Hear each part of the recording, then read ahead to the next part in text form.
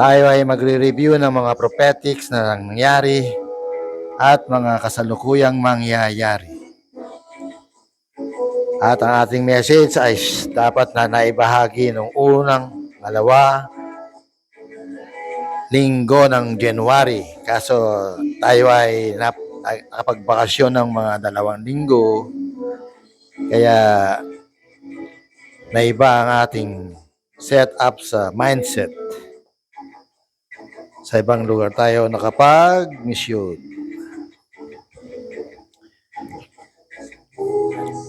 Subalit patuloy tayong magbibigay ng mga mensahe at praise report na pinagkakaloob ng ating mahal na Panginoon, Kristo Jesus.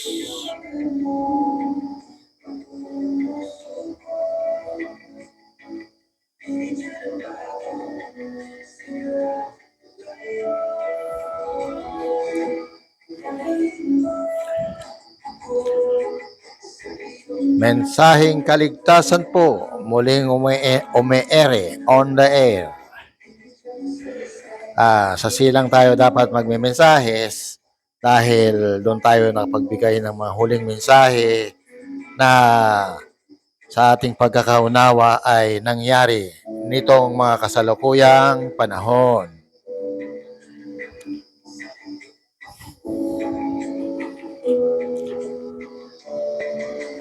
Medyo may pag-uusapan lang tayong tungkol sa mga passage ni Matthew tungkol sa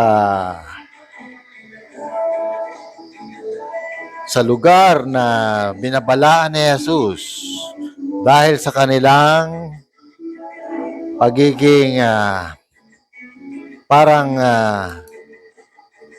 isang sarswela.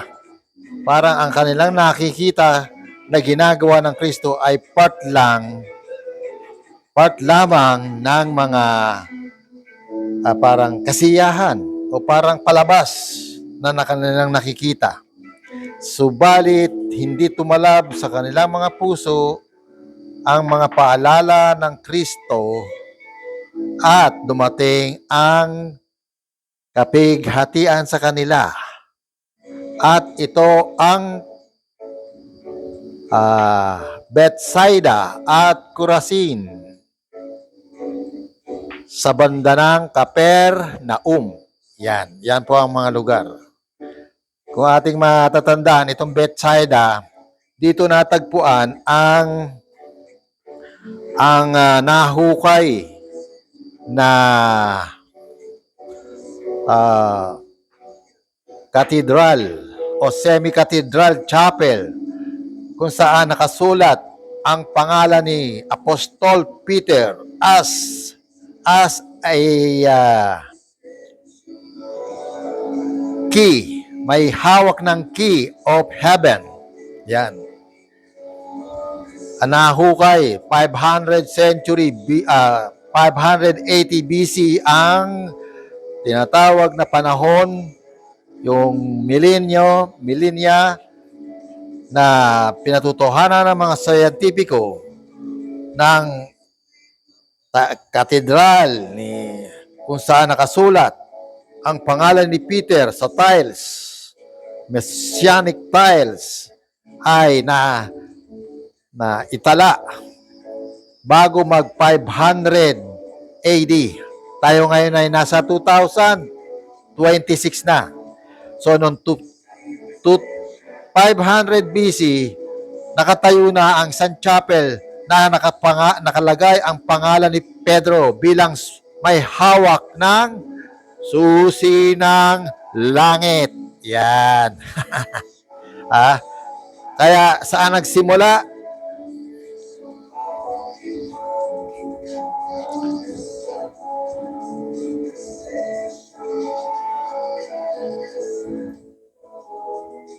Saan nagsimula ang tinatawag na description na si Peter ay nakasulat na siya ang may hawak ng susi ng langit. Sapagkat ito ay sinabi ng mahal na Panginoon na sinasabi kay Peter, ikaw, Pedro, son of Bar-Jonah, sa ibabaw ng batong ito, itatayo ko ang aking iglesia. Ngayon, dahil iyan ay lugar ng tinatawag na Capernaum at sa gilid ng Galilee, maaaring doon sinabi ng Panginoon ang bagay na yon. Kaya doon itinayo. At isa pa, taga Bethsaida talaga si Peter, kasama yung isang si Andrew. Ngayon, bakit natin pag-uusapan ang Capernaum? Kasi ang Capernaum, nung sinasabi, nung pumasok na ang Kristo, umentrada ang Kristo, pumunta ang Kristo doon sa Capernaum, sinasabi na ang lugar na ito ay isang sikat na lugar. Kumbaga ang establishmento rito, kumbaga sa panahon ngayon, sa atin, kung halimbawa sa Pilipinas, ito ang tinatawag na Maynila. Yan Capernaum na yan. Kaya naggagandahan ng building dyan, nagtataasan. So, bago tayo pumunta sa mga iilang maiksing ating paksa, pupuntahan natin ang mga napag-usapan nating propesiya at propesiya na naibahagi ko sa ibang lugar. Ating pong itong tatalakayin.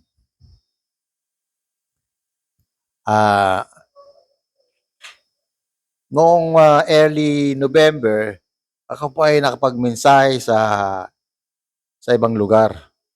At marami akong nasabing mga bagay na prophetic. Yan. At ang mga prophetic na ito ay kung ating babalikan, ito ay tungkol sa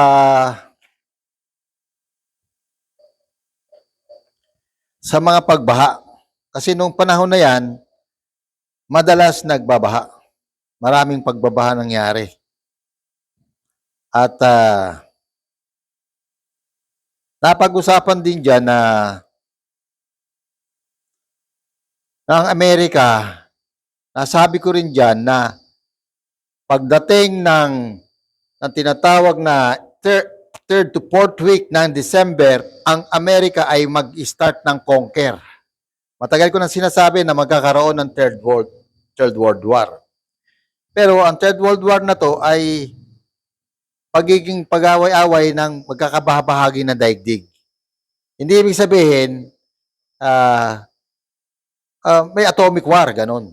Parang takutan lang sila. Pero hanggang ngayon, ganun pa rin ang estado. Kasi si Trump, sinasabi ko sa panahon na yan, na si Trump ay magko-conquer na. Hindi na sila basta-basta democratic. So ano nangyari?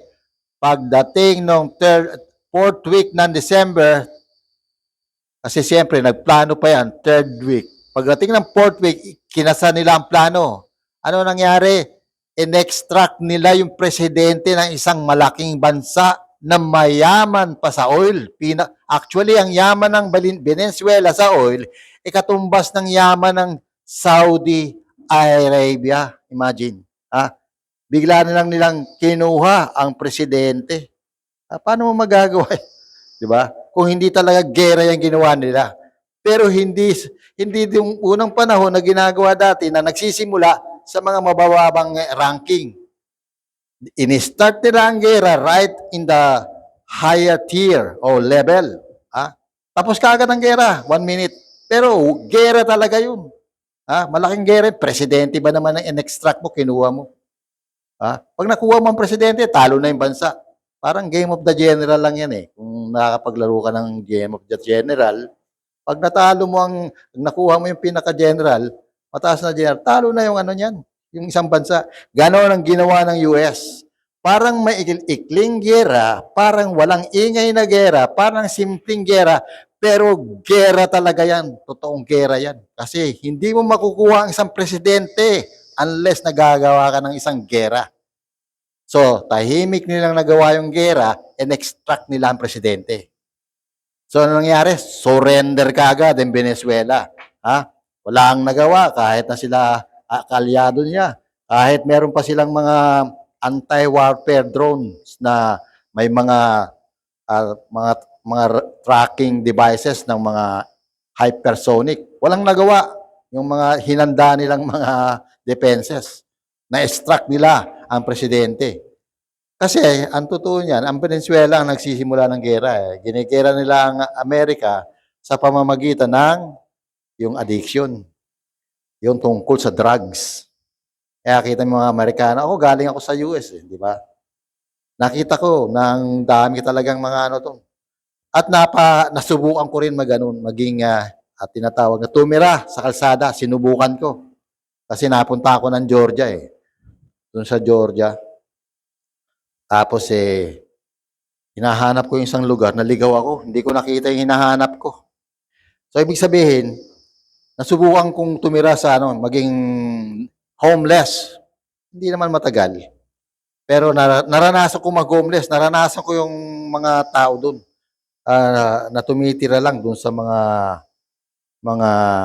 yung mga Salvation Army, yung mga ganong mga tinatawag na para mga ng home, care home. Tapos 2 days, 3 days sila patitirahin. Tapos exit na naman sila, sa kalsada na naman sila para mabigyan naman yung iba ng turn. So sa madaling sabi, nagkaroon talaga ng gera at nag-active ang nagkanya-kanya. Una pa lang puro babala yung mga South American Army kung ano-ano sinasabi. Nung ma-extract ng presidente, nakita nila kung gaano ka-powerful ang USA, tumahimik sila lahat. Ibig sabihin, natalo sila. Pero talagang, yung una, nagkakaisa sila sa tinatawag na gera. Kala nila, ganun ang gera. Yung baga sa outdated na yung nalalaman nila. Hindi nila alam yung technology kung gaano ka-advance ang Amerika. So, meant to say, nagkaroon talaga ng World War. Natalo sila kasi nag-active ang Russia, nag-active ang China kasi natakot na na-aware sila, baka pati sila ma-extract ni Trump. So, ibig sabihin, isang sign ng World War yung nangyari, pero tahimik. Hindi katulad ng unang mga panahon, yung mga tinatawag na old school na gera, natpulbusan muna para matira kung sino matibay. Pero ang ginawa ng Amerika, baliktad. Inuna yung mataas, wala na, tapos na ang gera. Pero worldwide talaga ang gera. Kasi kakampi nila, nila Putin yan, tsaka China. Nadali nilang walang simple. Pagkatapos nun, yung sinasabi ko sa prophetic na ang Amerika hindi na magiging democratic, mag-iiba na ang kanilang tinatawag na platform, at may kasama pang mga ibang Pilipino, sasama ang ibang Pilipino sa gera, yun, ano nangyari ngayon? Di ba? Pinlano naman ni Trump yung Greenland. Ano ba yun? Greenland. So yun na naman. Di ba? Na-divide ang Europe, na wala yung talagang party para masyado silang concentrated, nagkahati-hati sila ng tinatawag na nila, yung foresight, yung pananaw. Nagkahati-hati sila ngayon. So worldwide yung nangyari. Hindi buong Europe yun At involved din ng Amerika dyan sa mga gera sa Middle East hanggang Africa. Tinira ng US yung mga bad elements doon na pumapatay ng mga Christians, na mga mga tribes. Tinira nila ng missile. Wala na sabi-sabi. Tinira nila ng missile. Surrender lahat. So ang gera, kung tutusin, dito lang sa Pilipinas, wala. Pero hindi masasabing wala. Dahil sinasabi ko, by February, susulpot ang anarchy. Magkaka-anarchy. February na ngayon. Ayan. Kasi, kaya ako inuulit yan, sinabi ko yan sa mga kalye, sa mga kalsada. Kasi nga, hindi ko sinasabi sa sarili ko lang at hindi ko rin gustong mangyari yan. Kasi nga, yung prompting ng Lord, yung parang udyok sa akin, nasabihin ko yan. Yan ang aking mga press release. Hindi niyo ba napapansin? First week pa lang ng February, bigla na nagkagulo ang mga Senate at saka mga Congress. Nagkakagulo na. First week pa lang tayo ng February. Nag-aakusahan na. Dalawang ano na ang pinai-impeach, presidente at saka vice. At ano pa nangyari? Sa mga Congress, nakita mo, kinakasuhan yung iba hindi. So, nagkakagulo na. Simula pa lang tayo ng February. Kaso kailangan ko mag-message, kaya sinasabi ko na to. So, yan ang mga pinaalala sa akin ng Lord. Kasi ngayong February nangyari yan. So, tuloy po tayo. Sinasabi rin sa akin ng Lord na nung nakaraan na magpapatuloy ang pagbaha. Patitigasin lang daw ang mga tinatawag na parang mga sediment, yung mga pile ng mga putik. Tapos, babaha uli. Ngayon, hindi naman sinasabi na kung kailan sinasabi, yun ang hindi ko naano sa Panginoon, kung kailan. Hindi ko, Pero nakita nyo, ngayong February pa lang, bumabaha na sa Mindanao. Ang dami ng lumulubog na lugar. So, patuloy yan. At alam nyo ba, yung sinasabi ko nung November pa lang, sinasabi ko na, September, November, na magkakaroon ng tinatawag na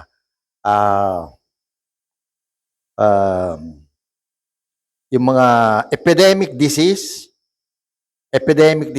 yan. Nasabi ko yan. Pero ngayon, January, ang sabi sa akin ng Lord, January 8, nang nireveal sa akin ng Lord, na sabi niya sa akin, i-message ko na yung tungkol sa COVID type virus. Hindi talaga COVID type virus will start now. Yun ang pagkaka-reveal sa spirit ko. Naramdaman ko ang presence ng Lord. Up to May, 4th week ng May, yung pinaka-surge nung tinatawag na COVID type.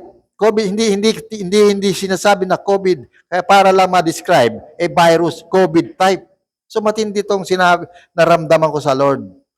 At nasabi nung January 8, naramdaman ko, January it will start now. So ano na tayo ngayon? February na tayo. So ito, hindi ko rin alam to, basta kaso papunta ako ng nito sa ibang lugar, magbabakasyon ako ng 11, kaya hindi ko to nabigyan ng Pero sa news, nakita ko na sa India nag-start na ang isang klase ng COVID doon na tinatawag na may pangalan na Nipah virus.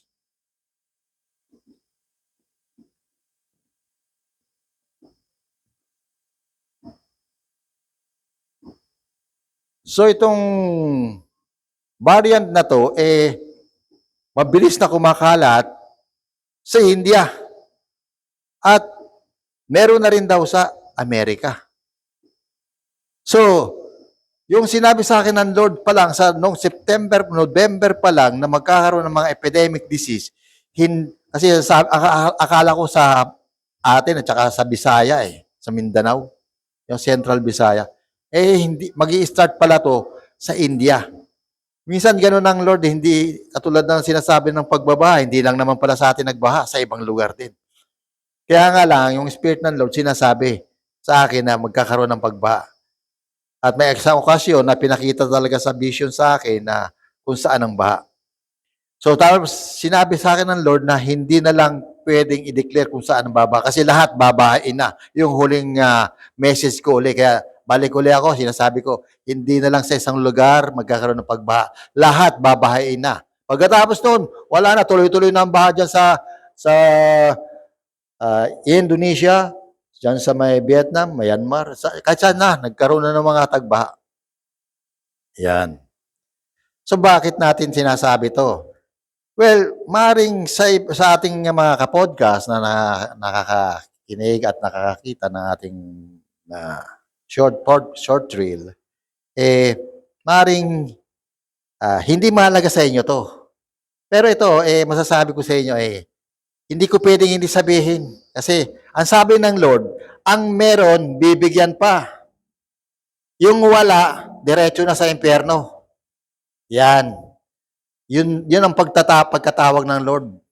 Kung sino ang mga meron, bibigyan pa. Ang wala, lalong kukunin na sa kanya. Yun ang warning ng Lord. Katulad kanina, pag-uusapan natin yung Capernaum, yung Corazin, na napaka-modern na tinatawag na city noong unang panahon ni Jesus Christ. Sinabihan niya, Corazin, Corazin, kung ang mga miracle na ginagawa sa inyo, sa palakuyan sa kapanahonan ng Sodom at Gomora, matagal na silang nagsuot ng sako. Pero mo, sa suot ng sako. Suot ng sako, kasi yung sako dati hindi naman plastic eh. Yung sako na ano tawag dyan, basta yung makapal na sako, hindi ko alam yung textile. Yun ang mga sinusuot nila at nagsisisi sila, naglalagay ng abo sa ulo para maipakita sa Diyos na nagsisisi sila, naniniwala sila sa Diyos. Pero itong Corazin, wala, labas-pasok, para lang palabas sa kanya kasi nasa city nga sila. Parang bawat bagay, siyempre normal sa kanila yung mga magikero. Akala lang si Jesus Christ, magikero lang na gumagawa ng miracle, nagpapagaling, at bumubuhay ng patay.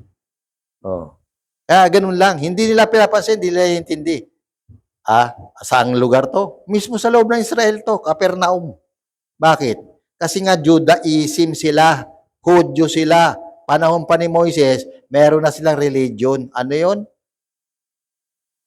Di Judaismo at Sabat ang kanilang religion.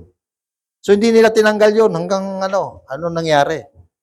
Sa istorya, ang Capernaum, kaya nga yung lugar ni Peter, ano nangyari? Natabunan yung pinaka-building na kasi yun ang palatandaan, yung sinabi ni Jesus Christ, dinalaan niya ang Capernaum, nakita doon sa yung pinaka-chapel na katedral na pinagdadausan, na kung saan nakasulat na ang pangalan ni Peter, ang isang may hawak ng susi ng langit, ay kasama sa natabunan 15 meters ang taas. So ibig sabihin, malayo ang distansya pero kasamang natabunan hanggang Corazin. So matindi ang nangyari doon, walang istorya, hindi malaman kung bakit natabunan yung lugar na yun. Anong nangyari? Yun. Tabunan. Pag natabunan ka ng 15 meters ng mga putik, anong mangyari? Di ba? Patay lahat, bata, matanda, o sino mang mga Herodes, di ba? Ganun, yun ang sinabi ni Jesus Christ yung panahon na yun. Ganun din naman ngayon. Sinasabi ko nga, yung tinatawag na yung pagbaha, may part 2 yan. Patitigasin lang daw ang mga putik na tinambak na natambak. Pag matigas niyan, siyempre pag daluhong ng tubig, hindi yan tataas lalo ang baha. So may second bat yan. Ang matindi niyan, hindi lang sa ating lugar, baka hindi yan hindi yan tinatawag na it could not be the actual instant, hindi yung instances yung pangyayari. Maaring sa ibang lugar, paano mangyari yan? Kasi ngayon, tinatawag na, meron tinatawag na biglaan na lang na nangyayari na hindi maipaliwanag na biglang nagyeyelo sa isang lugar. Dito sa may Kamchatka, yung dating nilindol ng 8.7 strength, 8.7 in the Richter scale. Ngayon, ang matataas na building, natabunan na ng yelo. Ano mangyari dyan? Ibig sabihin, gumagapa ang yelo papunta sa Asia. Yan. Pag nangyari dyan, pumunta sa Asia ang yelo, halimbawa ang bansa natin, biglang katulad ng bansa natin, hindi naman tayo sanay sa yelo, biglang nagyelo, Ano sa palagay nyo ang, ang magiging epekto sa atin yan? Kaya nyo ba yan na wala kayong heater? Masasabi ko sa inyo, hindi, kasi galing ako ng Amerika. Nasubukan ko, kung hindi pa nagyayelo ang buong building, wala pang yelo, lamig pa lang yung naramdaman ko doon. Hindi ko kaya. Hindi kaya ng jacket lang na jacket na pinagmamalaki nyo sa Pilipinas. Hindi niyang kaya. Kailangan leather at saka wool ang loob ng jacket. Ang lamig. Sobra. Ngayon, gumagapang ng lamig papunta sa Asia, sa atin. Huwag naman makarating sa Caloocan sa atin. Hindi may paliwanag yung instances na yan. Bakit? Kasi nga ang angel na yung woodworm, yung nagbabaha ng mga ilog, natural pag natunaw ang yelo, pag naimbak ang yelo sa malalamig na lugar, karagdagang tinatawag na pagbaha yan. Yan ang mga target niyan, mangyayari. Maaaring hindi sa Pilipinas o part lang ng Pilipinas, pero paano na yung mga Japan na yan? Yung mga China na yan? Yung mga karating lugar na katabi ng China? So sa Pilipinas, maaaring magyelo pero hindi katulad na nangyayari dyan sa may Kamchatka, yung part ng dulo ng Russia dito sa Asia, na katabi lang ng Japan. Ang susunod sa Japan, nakita mo naman, China na yan, Korea. So sa atin baka magkaroon na lang ng yelo sa ibang lugar, yung malalamig na lugar. So hindi man magkaroon dito ng yelo, pag bumaba ang temperature dito ng mga, sabihin mo na 16, wow, lamig na yan. Pag 16 degrees centigrade, malamig na yan. So, yung mga posibilidad na mangyari. At sinasabi rin ng Lord sa akin, noong November pa, December pa, na may 7 bulkang puputok. Ngayon, by January, pumutok na ang bulkan. Kasi hindi naman ako lagi nagme-message. Pero November pa, sinasabi sa akin ng Lord, 7 bulkan ang puputok. Yan. So sa 7 bulkan na yan, baka 4 sa atin uli ang mapasama dyan. Yung 7 bulkan na yan. Bakit ginagawa ng Diyos to yung mga ganito sa ating kapanahunan? Tandaan nyo, nasa state na tayo ng tribulation. Hindi naiintindihan ng mga kapodcast natin kung ano ang tribulation. Nasa state tayo ng tribulation ngayon. Bagamat may mga lugar na iba-iba ang nangyayari, pero kasama yan sa tribulation. Hindi nyo masasabi na hindi tayo kasama sa tribulation. Ano ba ang tribulation? Hindi paghihirap, kapigatian. Ganun lang naman yun. Hindi naman sinabing magkakainan ng bawat tao. Kaya parang wala lang, parang hindi mo nagigets. Hindi naman sabihin na parang mauulol lahat ang aso. Hindi naman ganun yung tribulation. Ang tribulation, mga kapigati ang magaganap. So katulad ngayon, may naganap na pagbaha dyan sa Mindanao, nalububog na naman ang mga bahay. Hindi ba kapigatian yan? Maaaring hindi kapigatian sa iba, pero sa ibang tinamaan yan, kapigatian yan. Ganyan yung kapigatian. At kung hindi pa hihintulutan ng ating mahal na Panginoon, ang mga bagay na yan, hindi mangyayari yan. Kaso ngayong panahon na to, yan nga ang nakasulat, nakaakda. Kaya ang bawat isa, dapat mag-ingat tayo, maintindihan natin ang mga warning ng Lord. Kasi ang mga salita ng Panginoon, kabila, anywhere else naman, hindi ko masabing kabila. Yun yan.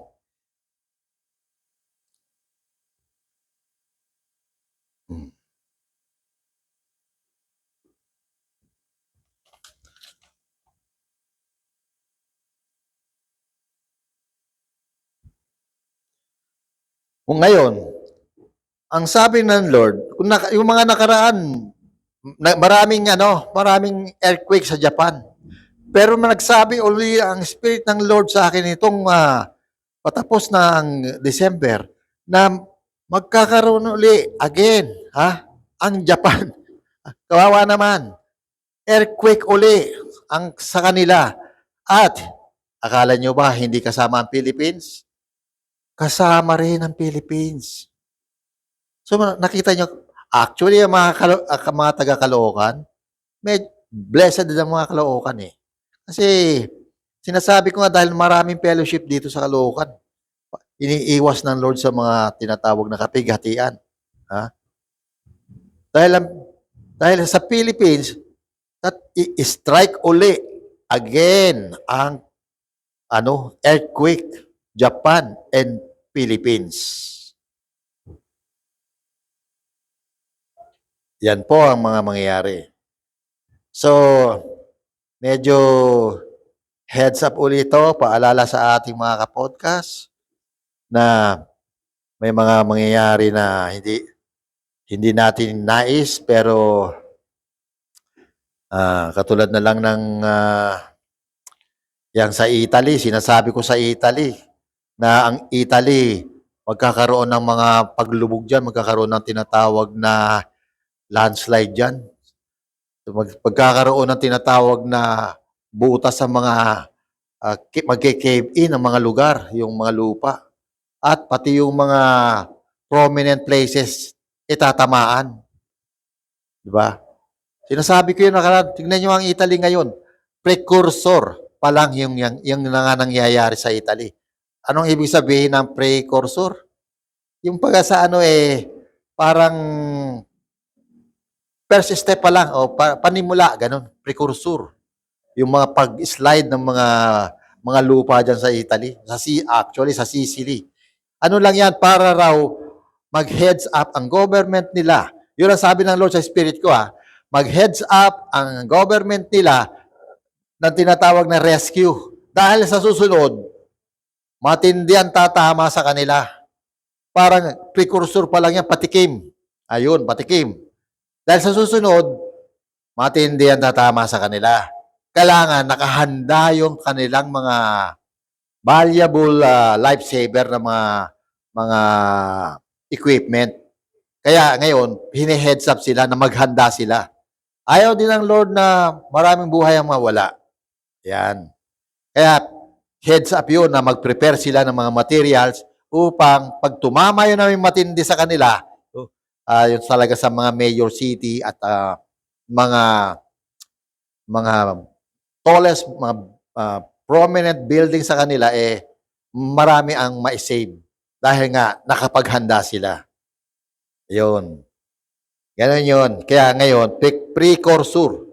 Yun ang tinatawag na precursor sa kanila.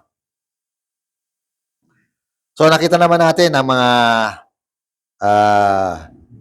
actually yung yellow na nangyayari sa Amerika, parang hindi mo na i-imagine na yan ay gagawing pagbaha ng angel, a woodworm. Yung accumulation ng ice, accumulation niya ng tubig. Pag biglang tunaw niyan, anong resulta niyan? Baha yan. Dahil lampas na sa building ang mga ano ba yung tubig? Di ba pag yellow, pag natunaw yan, tubig yan. Biglang baha yan. Sasabayan. Paano matutunaw yan? Sasabayan ng matinding ulan naman yan. Kaya talagang tiyak magbabaha ng kumbaga sa dati nagbabaha lang na tubig lang, hirap na ang tao. Ngayon magbabaha ng napakalamig na tubig. Ibang level na naman. So, napakadelikado ng panahon ngayon. Kailangan maintindihan natin ang warning ng Lord.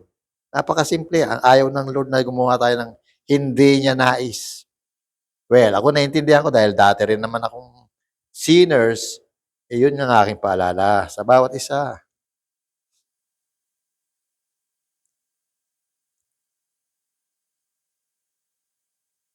Yan. Sabi pa nga ng Lord,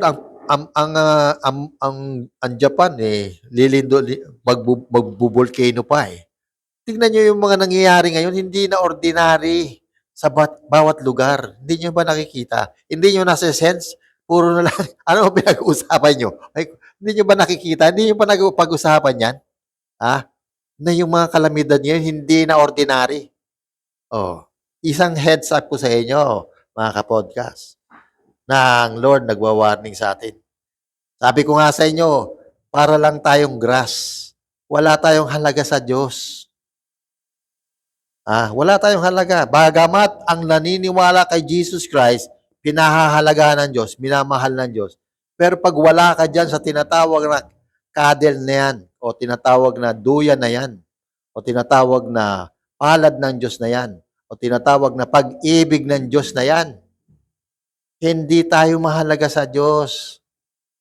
Para lang tayong mga dayami. Kaya kailangan maintindihan natin ang pag-ibig ng mahal na Panginoon.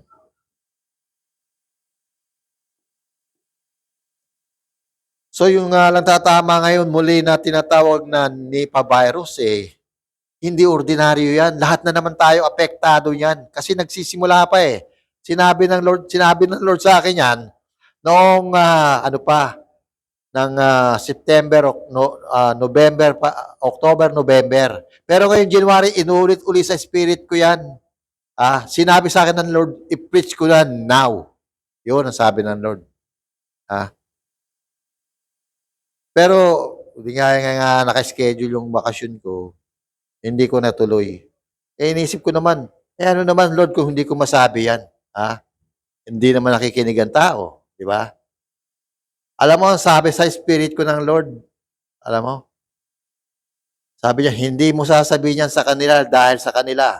Sasabihin mo yan dahil sa sarili mo. Inisip ko ngayon, bakit ko sasabihin? Na-realize ko na kung bakit.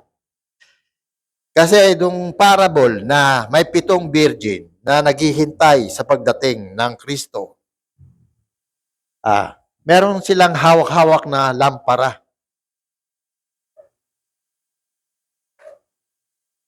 Ngayon, yung lampara, siyempre yung iba nakatulog sa tagal ng pagdating daw nung hinihintay nila, yung iba nakatulog. Tapos, kumbaga naramdaman nila na malapit na dumating, naghanda na sila. Kaso yung iba, konti lang ang oil na naihanda. Kaya naubos yun. Tapos, gusto nilang humingi doon sa iba. Doon sa mga sa 4 ata o ilang may oil na dala, na nakapagdala. Sabi nila, hindi ko pwede ibigay sa inyo ito, baka kami naman ang maubusan. Yun ang sabi nung sa parable. Pero alam niyo ba kung ano ibig sabihin nun? Na-realize ko yung sinasabi ng Lord. Kung ano yun na hindi ko sinasabi to para lang sa kapodcast. Para lang kumita ako o sumikat ako. Hindi ko sinasabi to. Sinasabi ko to, sabi sa akin ng Lord, dahil din sa sarili mo, sa sarili ko. Bakit? Kasi, pag hindi ka, yung tinatawag na mitya doon ng lampara, di ba may mitya, lampara? Yun ang pananampalataya mo. Ngayon, yung pananampalataya na hindi nilulukuban ng Espiritu Santo ng Diyos, ano mangyayari? Hindi ba matadry? Masusunog yung mitsa. Hindi magtatagal ang apoy at mahina ang apoy. Na-realize ko, ito pala sinasabi ng Lord. Kailangan, kung ano yung binigay sa akin, Lord, gawin ko pala. Kasi, gawin natin kung ano binigay sa inyo ng Lord. Bakit? Kasi ang sabi ng Lord, ang meron, bibigyan pa. Ang wala, maging ang maliit nasa kanya, kukunin pa. So, ginagawa ko to. Yung mga bagay na ito. Ayan. Yun pala yung mga parable na yun. Di ba? Kaya nga, kung maging kabaliwan man sa iba, ang ginagawa kong ito, katangahan man sa paningin nila, ang ginagawa kong ito, dahil hindi lang nila naiintindihan ang sinasabi ng Lord. Hindi nila alam ang sinasabi ng Panginoon na may-ari ng kanilang buhay. Imagine mo. Dahil ang soul ninyo, Ang earth at ang tinatawag na mga stars or galaxy ay pag-aari ng Panginoon. Hindi yan sa atin. Ang katawang lupa natin na tumutubo, yan lang ang pinahiram sa atin at may hangganan. Di ba mga kapodcast? May hangganan yan. Huwag mong kaawaan yung iba dahil may sakit siya. Dahil darating ka rin dyan. Huwag mo isilipin na matatakasan mo ang mga bagay na darating. Kung nakikita mo ang iba na may sakit, may karamdaman, ikaw malakas, ilang panahon ka lang malakas, susunod ganyan ka na rin. Ganyan na rin tayo. Lilipas tayo, mga kapodcast. Kailangan mamunawaan niyo yan. So, ganun po. Ang permanente na pinagkaloob sa atin ng Diyos na hindi na mawawala magpakailanman. Ano yun? Alam niyo ba yan, mga kapodcast? Yung inyong kaluluwa, nanggaling yan sa Diyos. Hindi yan talaga sa inyo. Sa Diyos galing yan. Yang kaluluwa na mananatili magpakailanman. Nabibigyan ng panibagong katawan, yung kaluluwa natin. Yung isip natin ay nabubuhay na tinatawag na go-grow dito sa earth kung ano man ang iyong naiintindihan. Kung naiintindihan mo ba sinasabi ng Panginoon o naiintindihan ay puro kamunduhan. Yan ang matatanim sa tinatawag na espiritu natin. Yan. Kaya yung salita ng Diyos, mga spiritual yan, pero natatanim sa isip natin. Yan ang makikita, yan ang mag-i-establish ng ating tinatawag na kaluluwa. Kasi ang kaluluwa, emosyon eh. Emosyon lang. Inuulit ko sa inyo, ang kaluluwa, emosyon. Wala yung isip. Ang isip, yung espiritu natin na tinatawag na i-establish dito sa earth. Paano na i-establish? Yung sinasabi ng Lord, tapos ginagawa mo yun, nagbibuild yun, nagiging parang puno yun, yung mayabong. Yun. Ganun po yan, mga kapodcast. So, maganda sa ating mga listeners, yun po ang ating mensahe ngayon. At yung tinatawag na partikular na lugar na isang Capernaum na nawala kasi sinabi ng Panginoon, nakita mo ba yung lugar na yan? Walang batong nakapatong sa kapaw bato. Talagang nawala sila. Nawala sila. So, pagamat akala nyo, tagal na tayo nabubuhay, nakakasawa na nga buhay, di ba? Kain tulog, o trabaho, kain tulog, trabaho. So, hindi lang yan. Kailangan yumabong ang iyong relasyon sa Panginoon. Yan. Paano? Siyempre, isiset mo yung isip mo sa Lord. Yun ang sabi ni Pablo eh. Yun din ang ginagawa ng marami. Yun ang nakasulat. Yun din ang inuutos ng Panginoon. So, bagamat ang Diyos ang may-ari ng bagay, ng lahat, siya ay pumunta sa lupa para sa atin, tinatawag na establish kung paano maging tao, kung paano mamuhay bilang tao at papasok sa kaharian niya. Yan. So, pipiliin lang natin yung tungkol sa Panginoon o hindi. So, tayo na ang nakaano niyan. Kaya ako, hindi ako nag-ano kasi ganyan din ako dati, di ba? Kaya, sa akin paalala lang.